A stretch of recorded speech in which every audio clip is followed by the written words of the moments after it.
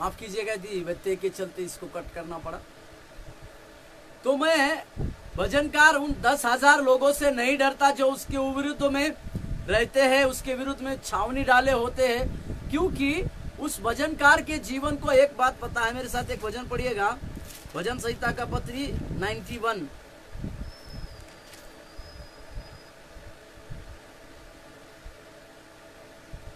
उसका 4 पद, भजन संहिता 91 का 4। वह तुझे अपने पंखों की आड़ में ले लेगा और तू उसके परों के नीचे शरण पाएगा। उसकी सच्चाई तेरे लिए ढाल और झिलम ठहरेगी। हालेलुया। उसकी सच्चाई परमेश्वर के लिए, जो परमेश्वर के पुकारते हैं, जो परमेश्वर के अपने जीवन का सर्वश्रेष्ठ स्थान मानते हैं, ऐसे सारे लोगों के जीवन में परमेश्वर उनको अपने परों के नीचे रखेगा और परमेश्वर की सच्चाई उसके लिए ढाल और झिलम की तरह रहेगी। मतलब परमेश्वर उस व्यक्ति को अद्भुत रीति से बचाएगा, अद्भुत रीति से उसकी रक्षा करेगा और अद्भुत रीति से उसके संरक्षण की भी बातें परमेश्वर देगा। इसे हमें समझने की आवश्यकता है और हमारे जीवन काल में जानने की आवश्यकता है। एक वचन पढ़िएगा, भजन संहिता 27 के पहले वाक्य, भजन संहिता 27 का पहला। यहोवा परमेश्वर मेरी ज्योति और मेरा उद्धार है, मैं किससे डरूं। यहोवा मेरे जीवन का दृढ़ गढ़ ठहरा है, मैं किसका भय खाऊं। हालेलुया। यहाँ परमेश्वर, यहाँ फिर से राजा दाऊद इस बात को कहता है कि मेरा उद्धार करता परमेश्वर है, उस परमेश्वर के द्वारा मेरे जीवन में एक उद्धार को मिला है, इसी के लिए मैं किसी से भी नहीं डरूंगा। और ये भी कहता है कि वो यहोवा परमेश्वर उसके जीवन का भी दृढ़ गढ़ है। उस जीवन का दृढ़ होने के चलते परमेश्वर जो है उसके लिए, उसकी बातों के लिए एक विश्वास योग्य होता है। उसकी बातों के चलते परमेश्वर एक अद्भुत बातों में उसके लिए उसकी ज्योति के समान रक्षा करता है। इस विषय को हम देखते हैं और समझते हैं। और एक वचन पढ़िए, भजन संहिता 16 के 8, भजन 16:8। मैंने यहोवा को निरंतर अपने सम्मुख रखा है, इसीलिए कि वह मेरे दाहिने हाथ रहता है, मैं कभी न डगमगाऊंगा। परमेश्वर, भजनकार यहाँ पर दाऊद इसी प्रकार की बातों को कहता है कि उसने अपने जीवन काल में सदैव परमेश्वर को अपने दाहिने हाथ में रखा है। और परमेश्वर राजा दाऊद के दाहिने हाथ के होने के चलते हर एक संकटों में, हर एक संकट के काल में, हर एक विपरीत परिस्थिति में परमेश्वर उसकी रक्षा को करता है। परमेश्वर उसके जीवन को बचाता है। परमेश्वर उसके जीवन काल की बातों को बहुतायत से करता है। इस विषय को हमें, इस बातों को समझने की आवश्यकता है और इस बातों को जानने की आवश्यकता है। जो जो लोग परमेश्वर को पुकारते हैं उनके जीवनों में परमेश्वर इसी प्रकार की बातों को करता है और इसी प्रकार के कार्यों को भी लाता है। और उसी में से कुछ बातों को देखते हैं। जब हम खतरे का समय हो या कठिन परिस्थितियां हो या यहाँ तक कि कुछ बात हो कि मृत्यु के, यहाँ तक कि मृत्यु की बातें हो या बुराई का भय,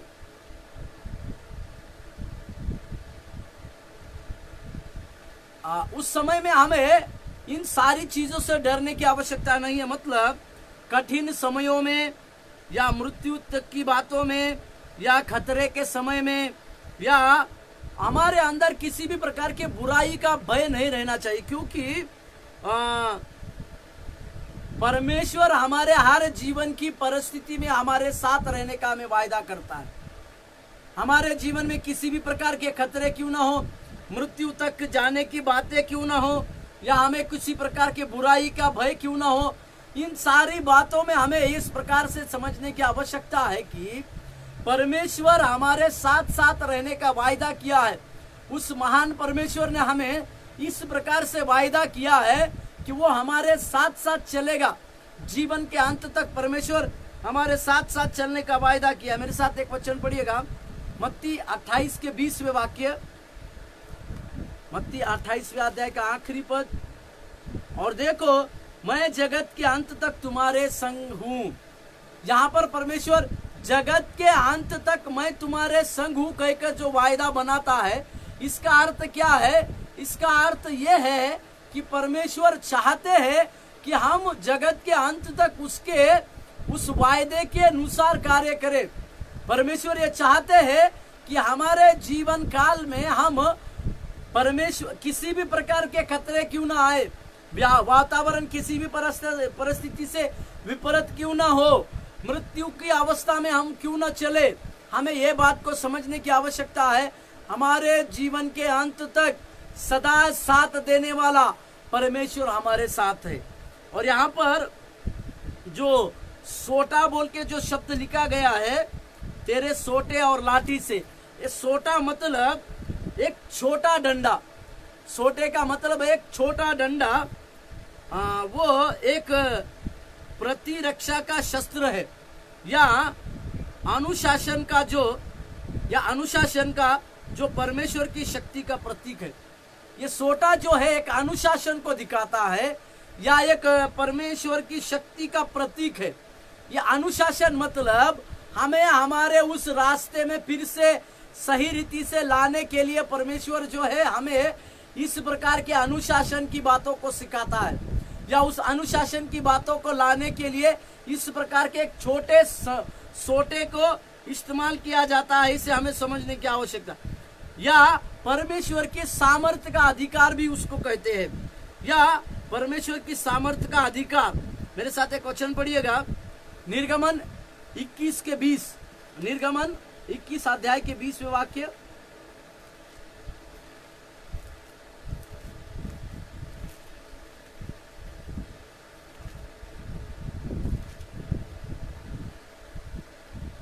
निर्गमन 21:20, यदि कोई अपने दास या दासी को सोटे से ऐसा मारे कि वह उसके मरने से मर जाए, तब उसको निश्चय दंड दिया जाए। यहाँ पर एक छोटे सोटे के बारे में जो अनुशासन को सिखाता है, यह परमेश्वर की सामर्थ्य का प्रतीक है, या फिर परमेश्वर का प्रतिरक्षा करने वाला एक शस्त्र है।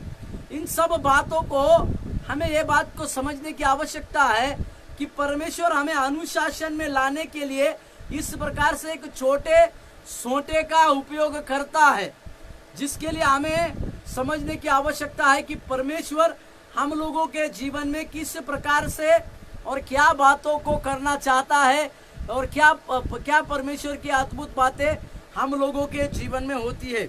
प्रभु के नाम की महिमा और प्रशंसा हम लोगों के साथ सदा होने पाए। और एक वचन पढ़िए, आयुब 9 के 34वें वाक्य, आयुब के पत्री 9 के 34।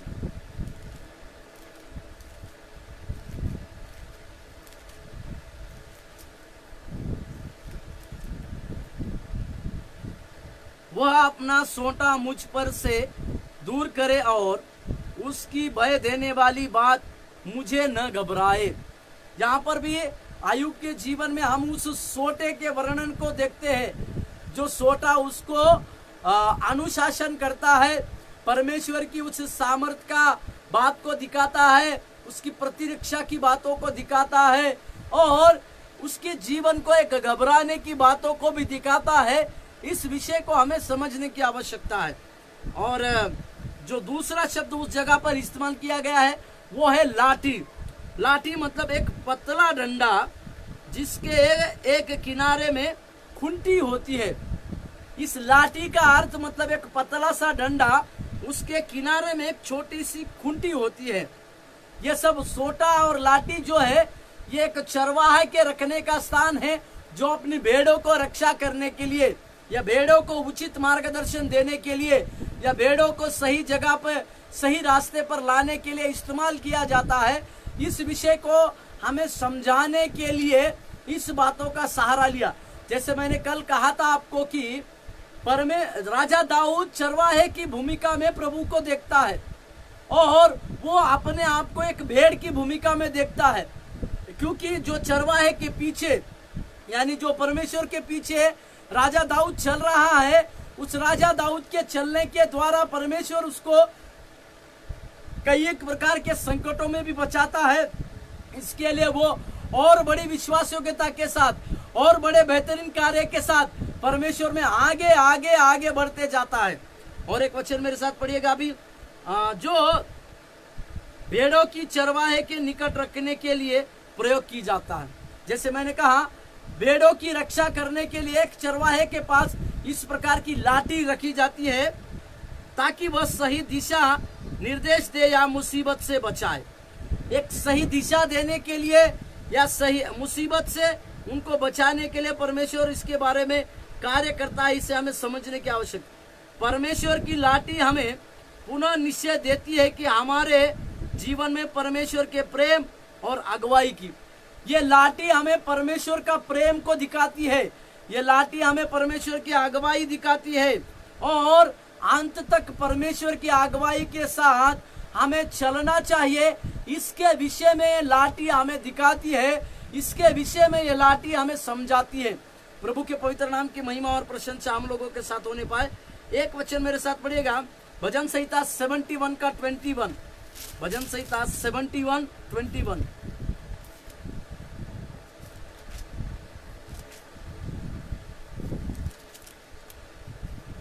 भजन संहिता 71:21।